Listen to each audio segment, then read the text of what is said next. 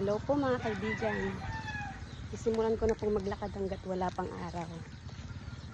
Ganito yung magandang oras na paglalakad.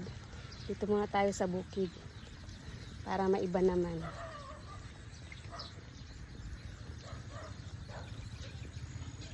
Tapos may konting hamog-hamog pa oh. Yan, malamig-lamig pa. Tinatry kong maglakad araw-araw. Maganda ito sa puso, nakakalakas ng puso, nakakalakas ng baga. Kaya pinipilit na maglakad araw-araw. Ang ingay ng mga itik oh. Ayan yung bahay nila. Yan. Masarap maglakad dito sa bukid, presko ang hangin. Tapos yung pinag-iikan ang bango.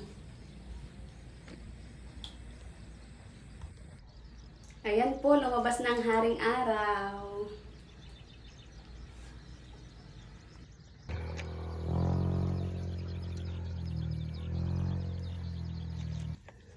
Ayan, almost 1.5 hours na akong naglalakad. Pwede nang umuwi. Na-exercise na ang katawan. Ayan, after walking, dito naman pa tayo sa palengke. Ayan, bibili tayo ng mga karne. Ayan, hello pa kayo dyan. Hello po, bakas na kami ngayon. Ayan, bili na po kayo dito sa kanila. Sa linggo na po kami. Ayan po. Pasok na po kayo dito. Pasok na po. Ayan. Marami na pong mabibili dito sa palengke. Kaya tara po, mamili na po tayo dito.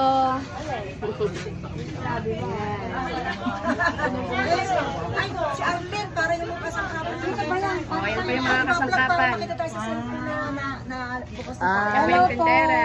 Bukas na tayo. Ayan, ito po yung mga damitan naman. Hi! Ayan po si Ate Ana. Hello! Mamili na kayo.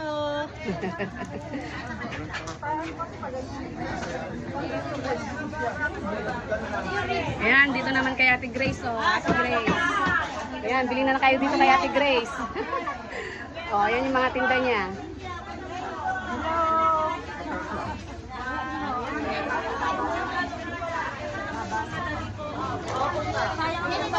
Dito naman kay Ann, mga gulay. Ayan. Asan si Ann? Ann, nasaan ka? Ayan o. Oo. Oh, ito yung mga paninda ni Ann. Mga gulay.